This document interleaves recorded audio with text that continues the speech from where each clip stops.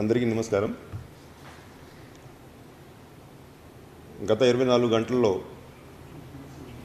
72,979 దాదాపు అంటే 73,000 దాదాపు శాంపిల్స్ టెస్ట్ చేస్తే 15,284 శాంపిల్స్ పాజిటివ్ ఉన్నట్లు నిర్ధారించారు. Overall positivity rate 20.94. 106 టోటల్ ఇవాళ డెత్ కేసెస్. బెడ్ స్ట్రెంత్ ఇవంతా మనం చూసుకున్నట్లయితే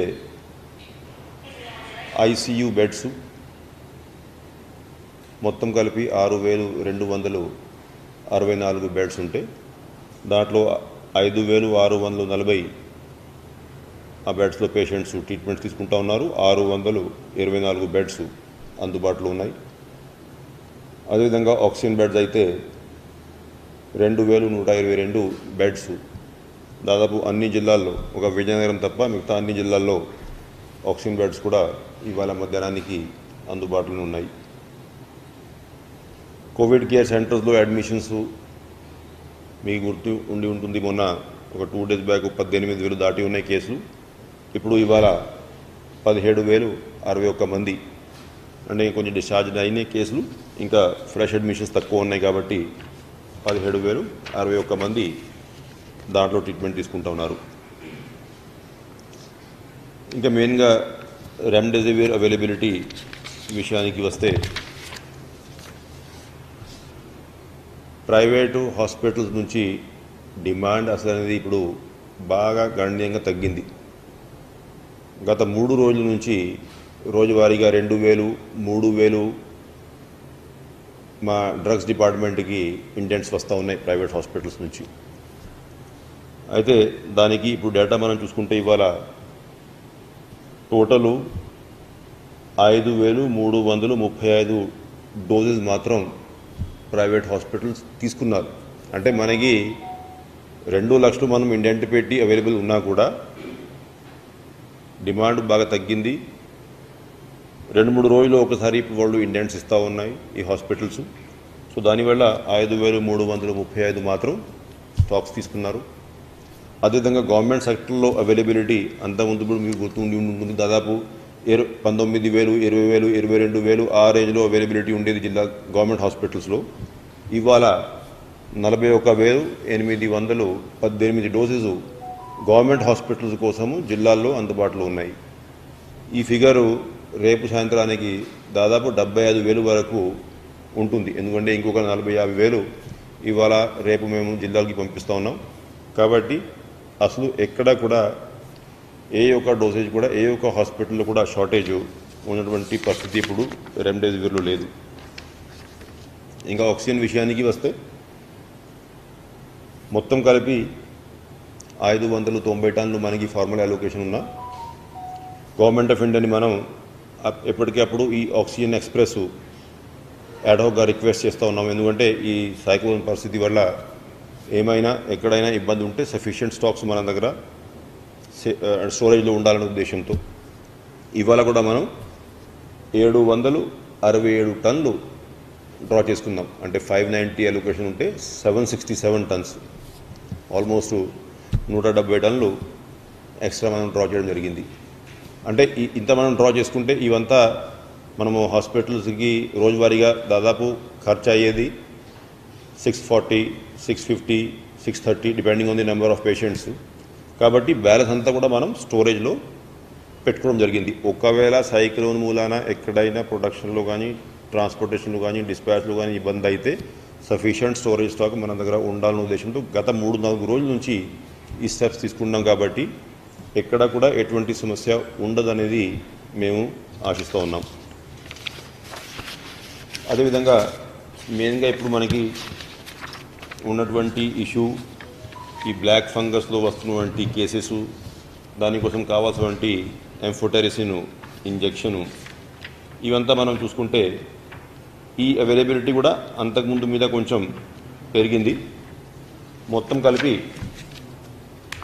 అనురాగ ఆరోగ్యానికి అమ్మ ఆదర్శం, ఆరోగ్యానికి Shri Sai homeo stores and clinic. అనుభవం, అర్హత, అంకిత భావం కల డాక్టర్లచే చికిత్స. అన్ని రకాల ఆరోగ్య సమస్యలకు నమ్మకమైన ఎంపిక Shri Sai homeo stores and clinic. Diabetes, కీళ్ల నొప్పులు, సయాటికా, వెన్నుముక సమస్యలు, థైరాయిడ్, నిద్రలేమి, మానసిక సమస్యలు, ఋతు సమస్యలు, అన్ని రకాల దీర్ఘకాలిక వ్యాధులకు ప్రత్యేక హోమియో వైద్యం. అందరికీ అందుబాటులో అంతర్జాతీయ హోమియో వైద్యం Sri Sai homeo stores and clinic. మీ ఆరోగ్య సమస్య ఏదైనా ఇప్పుడు పరిష్కారం సాధ్యం. సైడ్ ఎఫెక్ట్ లేని వైద్యంతో సంపూర్ణ ఆరోగ్యం కొరకు సంప్రదించండి Sri Sai homeo clinic and stores, Bhavani Nagar, Ambedkar Nagar road, old Alwal, Secunderabad. సంప్రదించాల్సిన ఫోన్ నంబర్స్ 9000751751 మరియు 9000422525. ఎందుకంటే ఇప్పుడు మనం ఈ బ్లాక్ ఫంగస్, మ్యూకర్మైకోసిస్ని ఎపిడమిక్, నోటిఫైబుల్ డిజీజ్ కింద ప్రకటించాం కాబట్టి ఇప్పుడు సరైన ఇన్ఫర్మేషన్ మనకి రోజువారీగా నమోదైనటువంటి కేసెస్ ఇన్ఫర్మేషన్ వస్తూ ఉంది. నిన్న సాయంత్రానికి, నిన్న మధ్యాహ్నానికి 252 కేసెస్ నమోదైనట్లు మనం జిల్లా హాస్పిటల్స్ అన్నింటి నుంచి వివరాలు తెలుసుకున్నాం.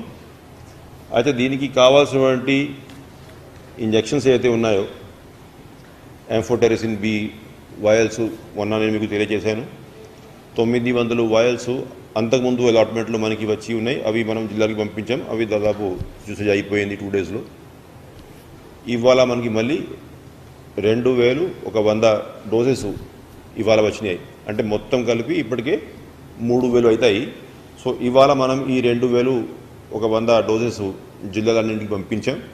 కాబట్టి ఇప్పుడు హాస్పిటల్లో ఉన్నటువంటి పేషెంట్స్కి వెంటనే ఆ జిల్లా కలెక్టర్స్, వారి ఆధ్వర్యంలో ఉన్నటువంటి టీమ్స్ ఇవంతా కూడా ఈ డిస్ట్రిబ్యూషన్ చేయాల్సిందిగా వాళ్ళకి ఆదేశాలు జారీ చేశాం. అదేవిధంగా ఏదైతే మనం నిర్ణయాలు తీసుకున్నాం, పర్టికులర్లీ వ్యాక్సినేషన్ వరకు 45 పైన కొత్త డోసెస్ ప్రయారిటీ గ్రూప్స్కి ఇవ్వాలనేది ఏదైతే మనం జిల్లా కలెక్టర్స్కి ఆదేశాలు జారీ చేశాం, దాంట్లో కూడా ఇప్పుడు ఈ గత 2-3 రోజుల్లో గవర్నమెంట్ ఆఫ్ ఇండియా కోటా నుంచి కొంత స్టాకు, మనకి స్టేట్ పర్చేస్డ్ కోటా నుంచి ఏదైతే బ్యాలెన్స్ స్టాక్ రావాల్సింది అవంతా కూడా కొంచెం వస్తూ ఉన్నాయి.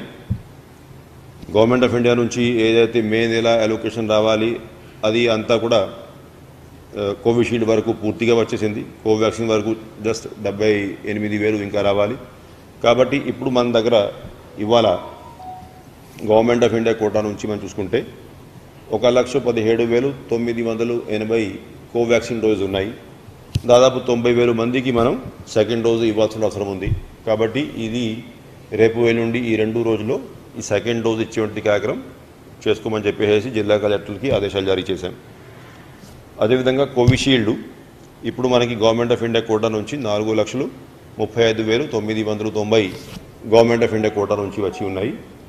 ఇంకా మనం రాష్ట్ర ప్రభుత్వం కూడా ఏదైతే ఈ కంపెనీస్ నుంచి మనం కొనుక్కోవడం జరిగింది, దాని కింద కూడా ఇప్పుడు మన దగ్గర ఒక 12,74,290 డోసెస్ మనం కొనుక్కొని ఉన్నాయి. కాబట్టి ఈ ఫస్ట్ కేటగిరీ ఏదైతే ప్రయారిటీ కేటగిరీస్ ఉన్నాయో, ఎక్కువ కాంటాక్ట్స్ ఉన్నటువంటి హై రిస్క్ కేటగిరీస్ ఉన్నాయో, లేకపోతే సూపర్ స్ప్రెడర్ కేటగిరీస్లో ఎవరైతే వస్తారో అటువంటి వాళ్ళని ఈ వ్యాక్సినేషను నిన్న, ఇవాళ, రేపు ఈ 3 రోజుల్లో పూర్తి చేయమని చెప్పేసి కలెక్టర్కి ఆదేశాలు జారీ చేశాం. ఆఫ్టర్ దాట్ ఏదైతే మనం అంతకుముందు 45 దాటినటువంటి పబ్లిక్ కోసం మనము విలేజ్ సెక్రటేరియట్స్, వార్డ్ సెక్రటేరియట్స్, వివిధ లొకేషన్స్లో depending on the crowd management అంతకుముందు మనం వ్యాక్సినేషన్ చేశాం. అట్లాగానే అంటే మళ్ళీ ఈ కోవిడ్ సమయంలో అక్కడ ఈ గందరగోళం సృష్టించి రష్ అంతా కూడా గ్యాదర్ అయ్యి అట్లా కాకుండా కరెక్ట్గా ఎంతైతే మనకి కెపాసిటీ ఉంది మండలం హెడ్ క్వార్టర్లో, పిహెచ్సిలో, లేకపోతే ఎక్కడెక్కడైతే స్థానికంగా కలెక్టర్కి కన్వీనియంట్ ఉంటుందో ఆ డీటెయిల్డ్గా పోలీస్ యంత్రాంగంతో కూడా సంప్రదించుకొని ప్లాన్ చేసుకొని ఇంకా రెగ్యులర్ పబ్లిక్ కూడా ఫస్ట్ డోసు వ్యాక్సినేషన్ ఎంతవరకు అయితే మనకి వ్యాక్సిన్ స్టాక్ ఉందో అంతవరకు ప్లాన్ చేసుకొని జిల్లా వారీగా అయితే మనం స్టాక్ పంపడం జరిగింది. దాన్ని జాగ్రత్తగా ప్లాన్ చేసుకొని ఎవరికి ఇబ్బంది లేకుండా వ్యాక్సిన్ కార్యక్రమం కూడా తీసుకోవాల్సిందిగా వాళ్ళకి ఆదేశాలు జారీ చేశాం. ఎందుకంటే ప్రస్తుతానికి మనకి కోవిషీల్డ్ వరకు సెకండ్ డోస్ అర్హత ఉన్నటువంటి వాళ్ళు ఎవరు లేరు. ఎప్పటి నుంచి అయితే గవర్నమెంట్ ఆఫ్ ఇండియా గైడ్లైన్స్ మార్చుకుంది కాబట్టి అంతవరకు మనం అట్లీస్ట్ ఈ ఫస్ట్ ఫోర్ట్నైట్ ఆఫ్ జూన్ వరకు ఉన్నటువంటి స్టాక్ ఏదైతే ఉందో అది ఫస్ట్ డోస్కి వాడుకుంటాం. ఇంకా మళ్ళీ ఏదైతే సెకండ్ ఫోర్ట్నైట్ ఆఫ్ జూన్లో స్టాక్ వస్తుందో ఆ స్టాకు ఎవరికైనా సెకండ్ డోస్ కోసం అవసరం ఉందా లేదా చూసుకొని అప్పుడు ఆ ప్లానింగ్ చేయడం జరుగుతుంది. ఫస్ట్ ఫోర్ట్నైట్ 15th జూన్ వరకు ఈ డీటెయిల్డ్గా మనం ప్లాన్ సిద్ధం చేసుకోవడం జరిగింది. ఇంకా ఎనీ క్వశ్చన్స్?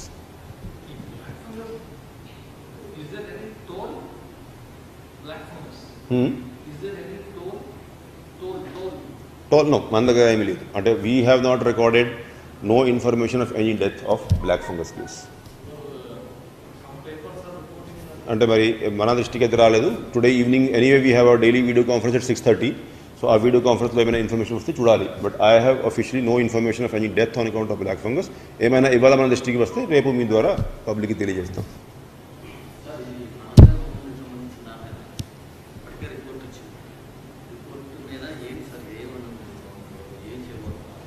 యూసి అంతకుముందు బహుశా ఈ మన కమిషనర్ ఆయుష్ కూడా మీడియా ద్వారా ప్రజలందరికీ కూడా తెలియజేసి ఉంటారు. కొంత ఇన్స్పెక్షన్స్ ఈ పర్సనల్గా ఈ కమిషనర్ ఆయుష్ వీళ్ళంతా కూడా చేయడం జరిగింది. ఈ మ్యానుఫ్యాక్చరింగ్ ప్రాసెస్ అంతా కూడా వాళ్ళు చూశారు. అంతకుముందు శాంపిల్స్ కొన్ని ఆథరైజ్డ్ ల్యాబ్కి హైదరాబాద్ పంపడం జరిగింది. కొన్ని రిపోర్ట్స్ వచ్చాయి. ఇంకా కొన్ని హెవీ మెటల్స్ ఇవన్నీ రిపోర్ట్స్ బహుశా శుక్రవారం శనివారం వరకు వస్తాయి అనేది కమిషనర్ ఆయుష్ నిన్న సీఎం గారి మీటింగ్లో తెలియజేశారు. అదేవిధంగా ఏదైతే గవర్నమెంట్ ఆఫ్ ఇండియా ఇన్స్టిట్యూట్ ఉందో ఆ ఇన్స్టిట్యూషన్స్ అంటే సెక్రటరీ ఆయుష్ ఆ డీజీ గారితో మనం డిస్కషన్స్ చేయడం జరిగింది. Central council for research in ayurvedic studies ఏదైతే ఇన్స్టిట్యూట్ ఉందో ఆ ఇన్స్టిట్యూట్లో వాళ్ళు సఫిషియంట్ నెంబర్ ఆఫ్ స్టాఫ్ని వాళ్ళు ఆ ఇన్స్టిట్యూషన్లో అదేవిధంగా తిరుపతి ఆయుర్వేదిక్ కాలేజ్ పరిధిలో చాలామందిని వాళ్ళు డిప్లాయ్ చేసుకొని ఉన్నటువంటి డేటాని బట్టి ఇంకా అనాలిసిస్ ప్రారంభించారు. నిన్న కూడా నేను డీజీ గారితో సంప్రదిస్తే ఒక 2-3 రోజుల్లో అంటే బహుశా శుక్రవారం లోపే అంటే వాళ్ళే ప్రిలిమినరీ ఫైండింగ్స్ అంటే ఏదైతే వీరు తయారు చేస్తున్నారు దాని వల్ల ట్రెడిషనల్ మెడిసిన్ ఏదైతే ఉందో ట్రెడిషనల్ లోకల్ హెల్త్ ప్రాక్టీస్ ఏదైతే ఉందో దానివల్ల ఎటువంటి నష్టమైనా కలిగించేటువంటి అవకాశం ఉందా లేదా దాని మీద వాళ్ళు క్లారిటీ ఇవ్వబోతున్నారు. ఆ క్లారిటీ వచ్చాక ఇంకా ఆటోమేటిక్గా అప్పటికే ఈ హైదరాబాద్ ల్యాబ్కి ఏదైతే ఆథరైజ్డ్ ల్యాబ్కి మనం శాంపిల్స్ పంపించి ఉన్నాం ఆ శాంపిల్స్ పూర్తిగా రిపోర్ట్స్ వచ్చాక ఇక్కడ ఈ CCRAS నుంచి మనకి క్లారిటీ వచ్చాక అప్పుడు గవర్నమెంటు అంటే ఎంత తొందరగా ఈ రెండు మనం సేకరించగలుగుతాము. అదేవిధంగా దీంట్లో ఈ కొన్ని ఐ డ్రాప్స్ ఇవన్నీ కూడా వాడుకుంటూ ఉన్నారు. ఈ ఐ డ్రాప్స్ కూడా మళ్ళీ ఈ కమిషనర్ ఆయుష్కి డైరెక్షన్స్ ఇచ్చారు నిన్న. అంటే మంచి ఎక్స్పర్ట్స్ ఆప్థల్మాలజిస్ట్ని కూడా కన్సల్ట్ చేసుకొని దీనివల్ల కూడా ఎవరికి ఏమైనా అంటే హామ్ జరిగేటువంటి ప్రమాదం ఉందా లేదా తెలుసుకొని ఈ ఒక 3-4 రోజుల తర్వాత దీని మీద గవర్నమెంట్ ఒక ఫైనల్ వ్యూ తీసుకొని ఏ విధంగా దీనికి ముందుకు పోవాలనేది నిర్ణయం తీసుకోవడం జరుగుతుంది. Okay, thank you. విదేశాలకు వెళుతున్న భారతీయ కార్మికులకు ఒక ముఖ్యమైన సలహా. విదేశాల్లో ఉద్యోగం పొందడం కోసం విదేశాంగ మంత్రాలయం వద్ద నమోదు కాబడ్డ ఏజెంట్ల ద్వారా మాత్రమే వెళ్ళండి. నకిలీ ఏజెంట్ల ద్వారా వెళ్లొద్దు. వెళితే మీరు చిక్కుల్లో పడతారు. వెళ్లే సమయంలో ఎవరైనా వ్యక్తి ద్వారా ఇవ్వబడ్డ వస్తువు తీసుకోకండి. మీరు చిక్కుల్లో పడకండి. మీరు ఏ ఉద్యోగం కోసం వెళుతున్నారో దానిలో తప్పకుండా శిక్షణ పొంది వెళ్ళండి. విదేశాల్లో ఉద్యోగాన్ని పొందండి. సురక్షితంగా వెళ్ళండి. శిక్షణ పొంది వెళ్ళండి. విదేశానికి వెళ్లగానే భారతీయ రాయబార కార్యాలయాన్ని సంప్రదించండి. విదేశంలో మీ నేస్తం భారతీయ రాయబార కార్యాలయం. విదేశాంగ మంత్రాలయం ద్వారా ప్రజాహితం కోసం జారీ చేయబడింది.